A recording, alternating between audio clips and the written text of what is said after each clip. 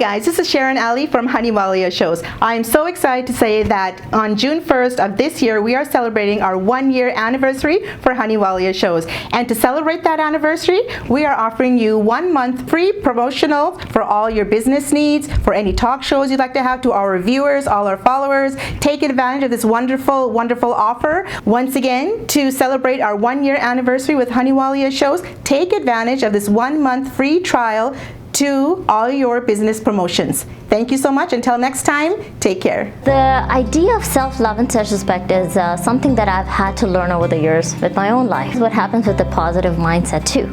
You know, when you're positive, you attract abundance. Absolutely. You attract positive people, positive opportunities. Being a divorcee was actually the aha moment for me. Okay. Right? Okay. That's where I remembered that I was able to put up with a lot of disrespect. Self-love and self-respect was something that I decided to really work on with myself. I respect me. Self-love is important to me. And after that, honestly, the level of confidence that I could see in myself was out of this world. It's part of life, you know, it's a muscle that you're trying to work out. Absolutely. And it's the more you consistently work at it, the better you get at it. Take control of my emotions, which is a big thing, you know, because at that time my emotions are all over the place. Absolutely. And I remember at one point I felt, am I being selfish? That is the first thought that came to my mind. I'm like, am I being selfish in putting myself, my needs, my desires before others? Actually, it's not. I would say, look after your desires. Things that you love doing. Do it. Why think twice? I appreciate and I salute women like these who still figure out a way to make themselves happy. This is something I tell all the women, all you women out there. I really mean it, that you need to take care of yourself, and all the men who have these women in your life, appreciate them. Kids, appreciate these people who are in your life called moms. They play a major role in your life. Hello, Sat Sri Akal, Namaste, Adab. Dosto, मैं हूँ SharonAli, and you're watching Hunny Walia shows. In today's episode of Through the Eyes of a Woman, we have with us Shar Massey. Shar is an author, a motivational speaker, and a life coach. Shar, thank you so much for being on our show. Thank you, and I'm actually with one of the most powerful women I know, SharonAli. Who doesn't know? I think in Edmonton, Sharon, you do inspire a lot of people, so congratulations on that. And it's a humble opportunity to be sitting here with you and talking about this beautiful moment. Thank you so much. I truly appreciate it. Absolutely. So let's start off with, you like to practice and love, you practice and love to speak about self-love and self-respect. Can you expand on that for us?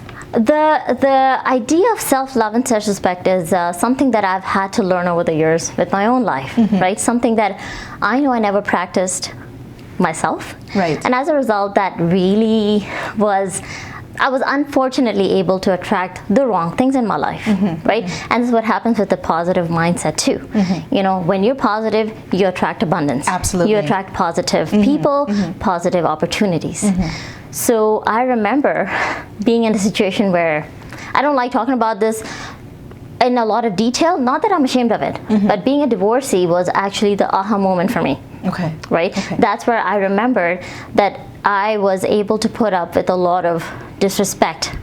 Not others, but by myself. Okay. You know, to be able to allow a lot of that stuff to happen. So that's where the foundation of self-love and self-respect was something that I decided to really work on with myself, and I said, you know what, no more. That's it. Right. I respect me. Self-love is important to me.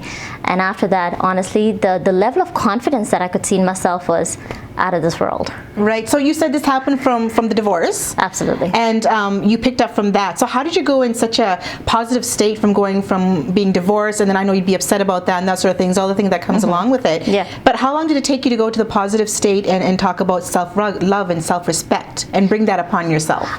For me, almost a year and a half, I'd say. Okay. Because, and again, this was another part of my journey that I don't mind sharing with my audience, just like an open book here.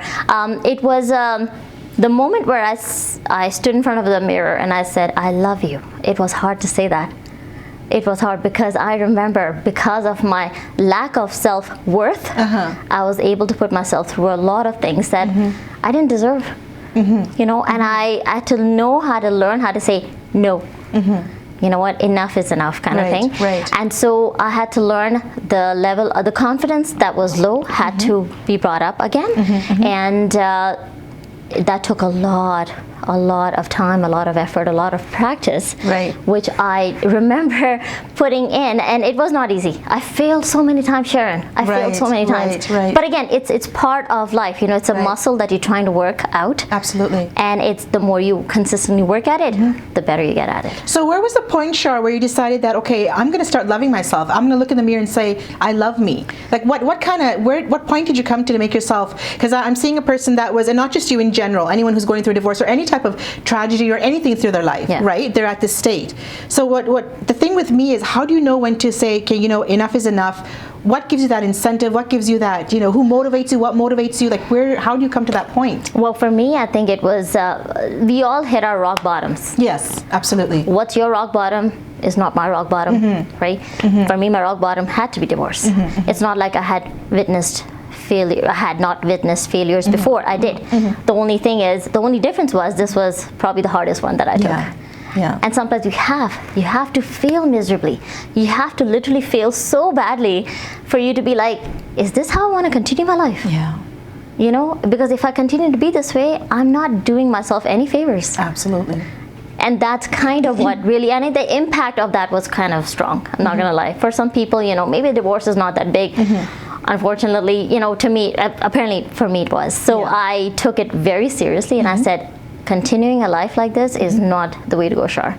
So I started to really take a good control of my life, take control of my emotions, which is a big thing, you know, because at that time my emotions are all over the place. Absolutely. And for me to also recognize that there's many other people out there who are divorcees, made it happen in their life, they're free now. You know, they didn't take that as a self-pity mode and just walk with it as in like, this is it, and all be all. No, for me it was actually beginning of a new chapter in my life. That's great. That's great to hear. Thank you. That's great to hear. Thank you. When you talk about self-love and self-respect, do you think that's something that's within us, something that we have to be taught, or is that something that can come from within us eventually from the things we have gone through in life, our experiences, our journey through life, or is it something that you think people could get towards or get from reading books or talking to other people, motivational speakers? What are your thoughts on that? Self-love is a choice. Okay. Self-love is definitely a choice because it's a muscle that has to be worked on. Right. Because in our society, we're not immediately taught to love ourselves. We're taught to love others more than ourselves. I agree with you there. Let's you know, put your family before you. Let's put your society before you. Yeah. What is it that they want? Let's, you know, pleasure them first before you pleasure yourself. And I was in that mindset, you know, and maybe parts of it are still there in me, but because it's so ingrained in us, right, Sharon? Because it's hard to come out of something that's so deeply ingrained in you. Oh, absolutely. But it is a muscle that has to be practiced if you really want to do it. It takes effort and it takes time, and it will take a lot of failures too in that journey of self-love where you put yourself as a priority. And I remember at one point I felt, am I being selfish? That is the first thought that came to my mind. I'm like, am I being selfish in putting myself, my needs, my desires before others? Actually, it's not, because if my cup is full, only then I'll be able to pour it into someone else's life. Absolutely. And once that got slowly but surely ingrained into my mind, it was the most easiest thing to do. So if someone was to ask you, or ask anyone for that matter, how do I start loving myself? How do I start respecting myself? What are one of the first things you would tell them? I would say, look after your desires. Things that you love doing. Do it. Why think twice? You want to go for a massage? I know, especially for a lot of moms, it's very difficult. It's like, oh, no, how can I leave my kids? No. You know, you want to pick a particular career? Go do it. You know, and the biggest thing is, it's nice to have the support of your family or friends. Sometimes you don't have it, but that's where you have to be very strong in your own and be convicted to achieve your desire and goals, to go and just achieve that. And I think this is where women have kept themselves really behind. Like, you just feel like your family should be your own priority. Absolutely, they are your priority, but what about you? You have to put yourself number one in the equation so you can give your loved ones, people that are important to you, the best that you can. Absolutely. When you say about family too, I think it's a support system that you have too. And sometimes it's hard being a wife, in a family, and you want to go for that massage. You want to pursue your dreams, your passions. But I find that sometimes it's hard for these women out there, or men, if you don't have that support from your partner, it sometimes makes it a lot more difficult, trying to go out and achieve these things as well. What are your thoughts on that? I have come across a lot, like being a life coach too, I've come across a lot of women that have done that. Then what they do is they have to be smart about their choices. Right. Unfortunately, they lie at home. Yeah. Oh, you know what? I'm going to do groceries. They're actually going to do, and it's sad. It's sad. But the thing is, I appreciate and I salute women like these who still figure out a way to make themselves happy. Absolutely. Make themselves a priority. Right. Yes, I understand it's sad, to see that happen. But if you don't have the support, what do? You can't just leave your kids and your husband behind or whatever. You can't do that. I just pray to God that eventually they'll be able to see the value that this woman is bringing into their lives. Right. She's not just your wife or the mother of your kids. She's a woman. She holds her own identity too. Absolutely. And this is something I tell all the women. All you women out there, I really mean it, that you need to take care of yourself, and all the men who have these women in your life, appreciate them. Kids, appreciate these people who are in your life called moms. They play a major role in your life. Absolutely. And like you said earlier too, if we're not happy within ourselves, being a mom, a sister, a grandma, whoever we might be, if we're not happy and we're not content, 100%. How can we give that happiness and love to somebody else? You bet. Right? Absolutely. Right, exactly. So how do you define happiness? What makes us happy? In your opinion? Oh my goodness, this is my definition, and my definition only. Now, Sharon's definition would be different. Your definition would be different about it, because it all, Sharon, comes by our core values, what we believe in, right? For me, my biggest core value is to know that I'm at peace right here.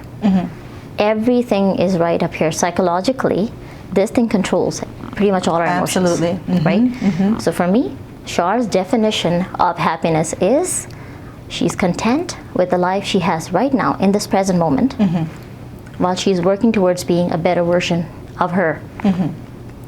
Now, if I was to break this down even in 3 very simple words, my recipe, or rather formula that I follow, is gratitude, peace of mind, and self-love. All of this together, to me, is my definition of happiness. Right. And this is something that has taken years to build. This is not something, guys, that I can tell you frankly. It wasn't something I woke up in the morning and said, that's it, I'm going to be happy. It doesn't work that way. So it takes time, it takes work, but it's worth it. And I think the mind, for me too, and I've had some struggles as well too with telling my mind something. Always telling my mind, trying to tell my mind positive things. You're going to have a wonderful day. This is going to happen. This is not going to happen. Think positive. And I find that what you feed your mind, or what you tell your mind, is what's going to happen. But I also find that that's very hard for some people to do, because I find the negative, overcomes the positive in our minds so easily. Can I just add something to that? Absolutely. So just before I was gonna have this chat with Sharon, I decided to do a little exercise with my Facebook audience. So I put a post that said, guys, define your definition of happiness to me. Right? And I was fortunate enough to get some amazing responses. Now, it's not the responses I was looking for, it's the ease. How quickly and how easily can you tell me your definition of happiness? The reason I was looking for ease is because there's a few people that actually messaged me privately saying, man, that's a deep question. I'm like, yeah, I know it is, because I have had to ponder over that myself. Sadly, if I was to tell you, list your 10 frustrations, or even one frustration, as a matter of fact, or things that make you sad, you'll be able to list like a whole page of things without thinking. Right. But for some reason, when it comes to happiness, we are like, I don't know. And you're so right. You're so right. Right? Like, I've even seen that within myself. And I did it. Yeah. And I did it. And I mean, it just took practice. And that's why I felt that today's topic was the most challenging one I ever talked about, because how do you explain a feeling to people?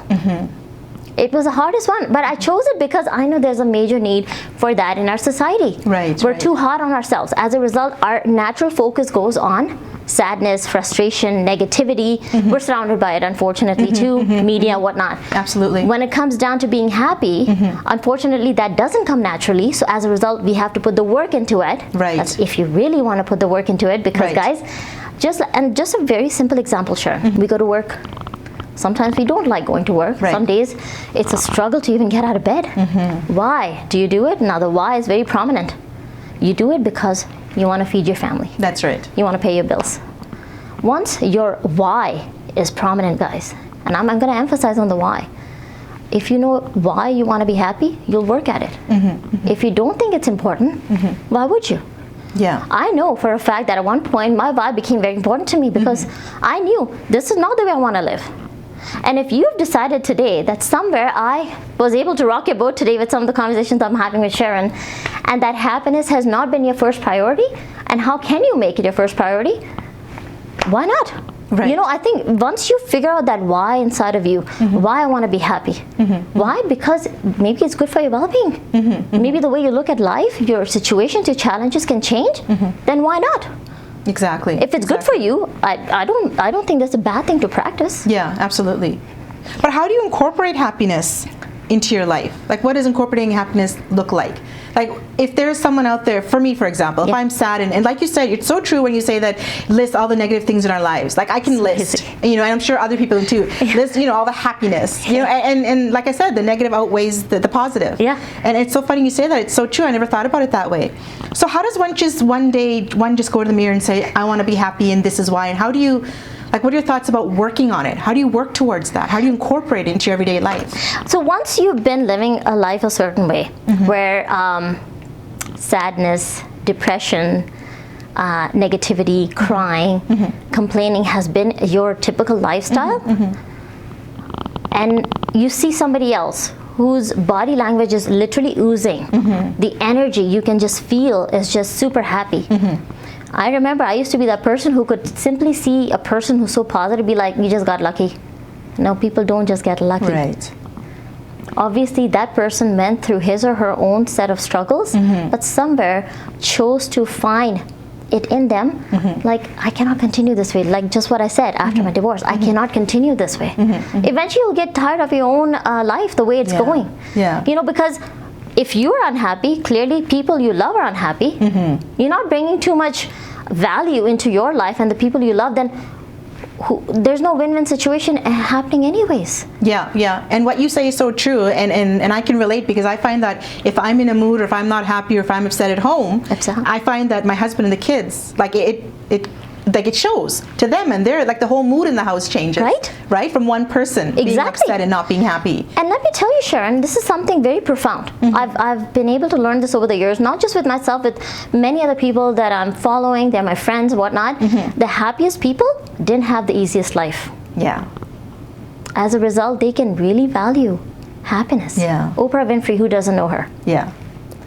She's a $3 billion net worth is what hers is. Yeah. Now, her past, her family couldn't afford clothes for her, so she was wearing potato sacks. Yeah. One foster home to another. Wow.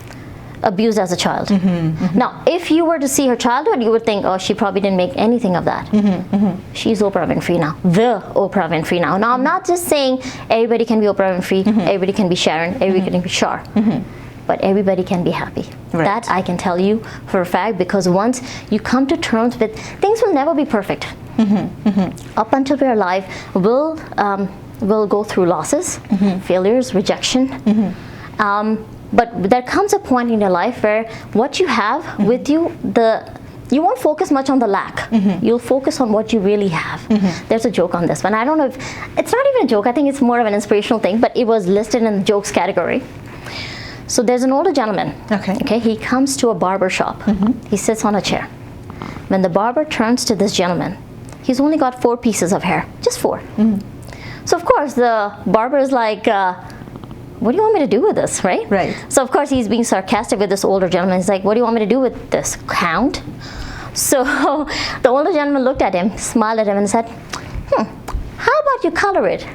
So, you know, something to think about. Right. He appreciated what he had. Yeah. Exactly. And this is something we lack in our day-to-day life, is we fail to appreciate the blessings we have. Yes, I agree. Yeah. Wouldn't that be nice? And the thing is, I'll be very honest with you, to be able to be happy, sustaining it long term is the goal. Yeah. Because we can all try and achieve a quick gratification towards happiness. You compliment me, I feel happy. There's a rush. Right. It goes down really quickly. Yes. Yeah. I get a new car, a new house. I'm taking a selfie with it. Goes down pretty quickly. Yes. Yeah. What is it that you can sustain that feeling of happiness that doesn't just come and go, but stays? And that's what needs practice. Absolutely. That makes sense. That makes a lot of sense. Yes. I think, what do you think about expectations? Expectations, I find, are a big... Of ourselves, or what others have of us? Expectations as far as expecting things from others. I think that yeah.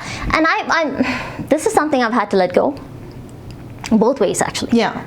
You know, because actually I cannot really control the other side, so I won't say both ways. But one way looking at it, where for me to expect people to do anything for me, the validation part. Yes. This is another thing that I think is a quick rush for us, you know. It's like, I want people to, like, you know, I want to be the sensation of social media. Right. Or, you know, this can go down. Tomorrow they're going to find somebody else to follow. Right. But this is how it is. The world's are the highest paid famous actor out there also has to suffer with this. The thing is, once you give control to other people, you are bound to fail and be disappointed. Yeah. At one point. Yeah. And I think this is where us to be happy and content in our own selves, and this is where I'm going to give you another example. I can always, in the morning when I look at myself in the mirror, I'm like, you look good. Good for you. I like this, man. I love your eyes. You know, I just love to compliment myself more, and I've started to do that. Again, it wasn't ever my mindset. It was something I had to train. Right. And any other day, like, because we're not, you know, because of COVID, we're all inside. We're all having to entertain ourselves. This is how I entertain myself. I sing for myself. I look pretty for myself. Oh, that's awesome. And you have to do that because, you know, being single too is another thing. You know, you learn to be really happy with your own company. You know, because you don't have your kids, your husband and yes, I'm fortunate enough to live with my family, my parents. You know, but at the same time, the way I think and what I feel, you know, I don't expect them to match it. No. But the thing is, when I'm in my little space, you know, I have my little basement there, I'm just like, oh my God, like, I just wear different clothes, I sing, I have fun with me. That's awesome. And that's what I think the self-love aspect has contributed to the happiness aspect of me. It is a muscle that I had to work, constantly work to look at myself and be like, you're beautiful, I love you. You know, and I can say that with so much confidence now, but back in the time, it was like, I say I love you and I'm in tears because I didn't. I didn't. I depended on people's validation for me. I depended on their decision making for me. Right off the bat, you're giving way too much control to people. What is your own identity? Who are you? Right. And I had to question that for myself. And I think once your why is prominent, who you are, why you want to be happy, how can you make it happen is going to be easy. That makes a lot of sense, actually. It really does. It really does. So, talking about content and being happiness, what do you think robs us of our happiness? Oh dear. What kinds of things? Validation definitely is like my top number one for me. Well, we live in a community, right? And we of course want appreciation and other people's validation of, oh, you're doing so good, or, you know, especially if you've been so high up in social media, that's another validation that a lot of people is like, if they don't get it, you know, the energy goes down. I get it, because, you know, we are social beings. It's natural. There's nothing wrong with that. But do keep in mind, this is, again, you giving too much control to them. Keep some control for yourself too. Mentally be prepared that this can easily be gone tomorrow. How can one prepare for that then? When you say mentally be controlled and you know, don't let others validate you type thing. So how, if you're doing really good in social media or wherever, okay, and you're on a high, you feel so great, eventually, you know, it might go down, people get bored, whatever it might be. How do you give yourself, like, how do you split that kind of? It's difficult because initially it will affect you. Yeah. I'm not gonna lie, you know, it's like I'm not gonna, we're not living the most perfect world. None of us is perfect. Right. Yes, it will affect you to the point where you'll feel a little bit of a void, where all of a sudden, you know, not other people are on, you know, out of the 100 likes or comments you'd get, you're probably getting 10. Yeah. That's a huge jump. Yeah. You know, and it's kind of like, maybe I can relate this to my divorce too. You know, it's kind of like I was married, but I'm not married now. Right. Something broke. Right. So yes, take the time to do whatever it takes to help you feel better about that moment. Right. But eventually get up and be like, it's not my life.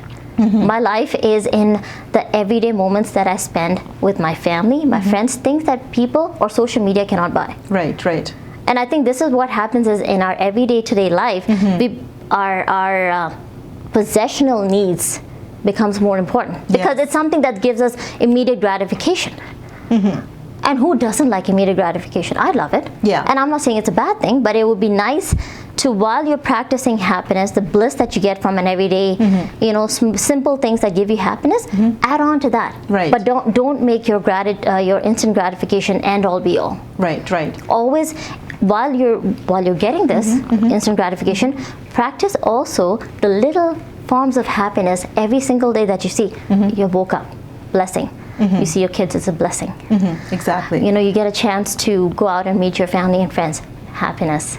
Right. We're in a wonderful country like Canada, happiness. Right. There's many people out there who would die to have the life you have. That's true. Happiness. That's you know, true. it's just, again, this is just some things that I could just think off my head. Everybody values happiness, and what really makes them, you know, smile, it's all different.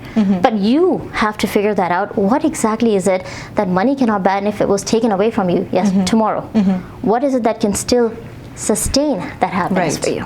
Right. To not make you feel like everything is gone. Everything's gone, exactly.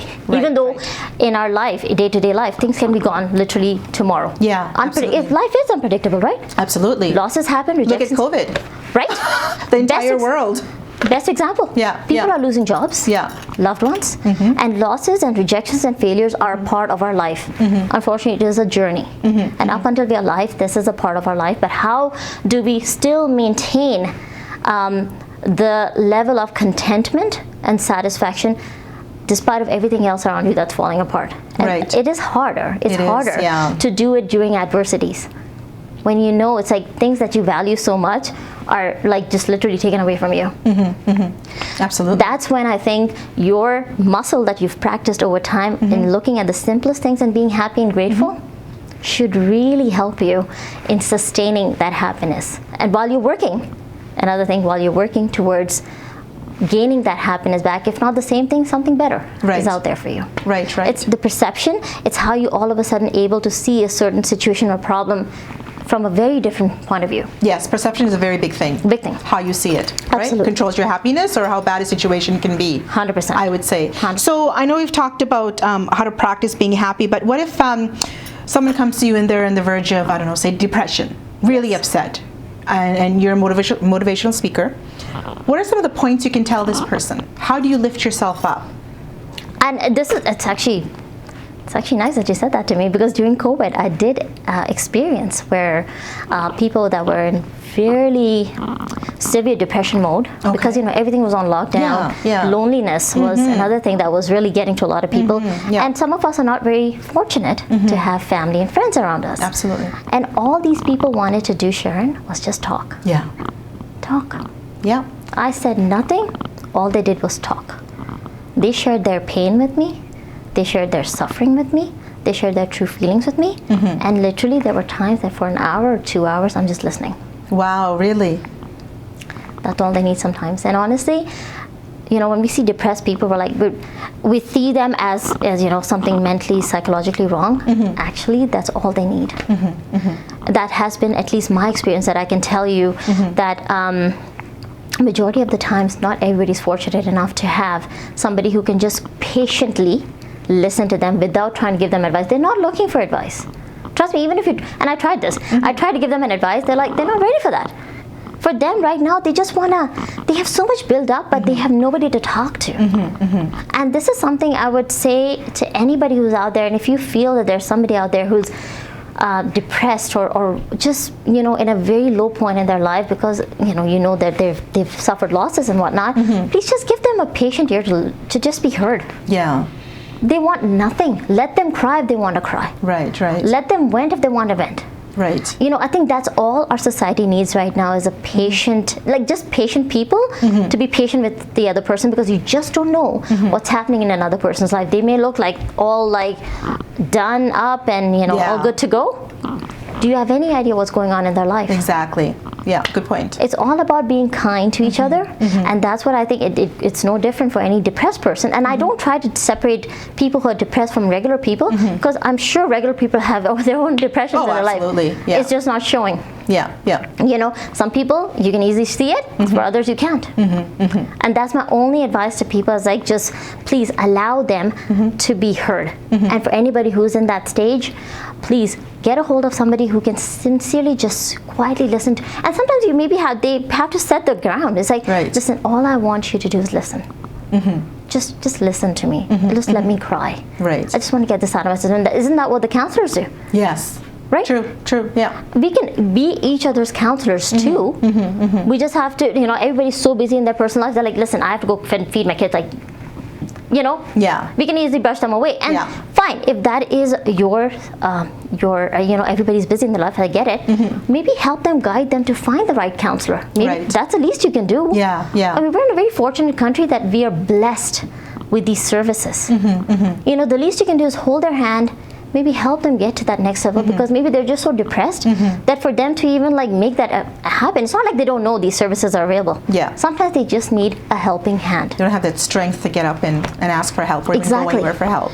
These are just a few things that I remember doing for some people, and I went out of my way to find them the counselors, to be that patient ear to listen, because and I'm not going to lie, sometimes when you're listening to these people, it drains your energy too, because you're taking their energy now in yourself. Yeah, yeah. But that's how I was also able to feel their pain.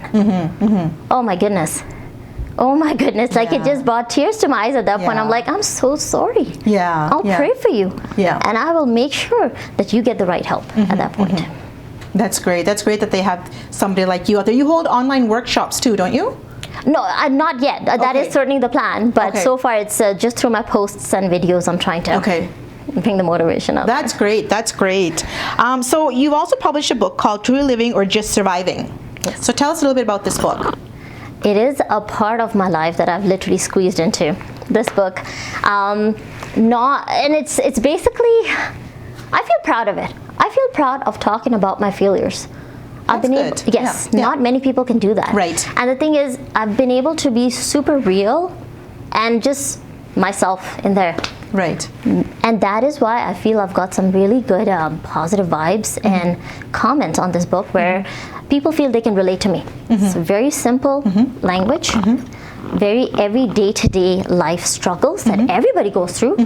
Failure, lack of confidence, fear, name it, we go through this. Yes, absolutely. And I went through that journey, and I said, this is exactly what I went through, guys. Sometimes I failed, sometimes I succeeded, but every time that mess taught me a message that I carried with me, and I went along to the next step, and then the next step, and then the next step. Right. And this is literally what it takes in our life. So basically that book it's a very small book. Right. But it's everyday life situations that we face that I feel that a lot of audience can really relate to. It's wonderful. And if the one wanted to get a hold of this book, where do we? It's on Amazon. Okay, perfect. Yes. Perfect. And once again, it's called Truly Living or Just Surviving. Perfect. That's very, very interesting. You've been a wealth of information. Is there anything else you'd like to say to our viewers before we go? Well, all I want to say is life is beautiful and it's short. So look after yourself, because only when you look after yourself, you'll be able to pour into the people, the lives of people who you value. So please love yourself first. It's not selfish. Let me reiterate that to you. It is not selfish. It is necessary for you. Love you all. Stay blessed. Thank you.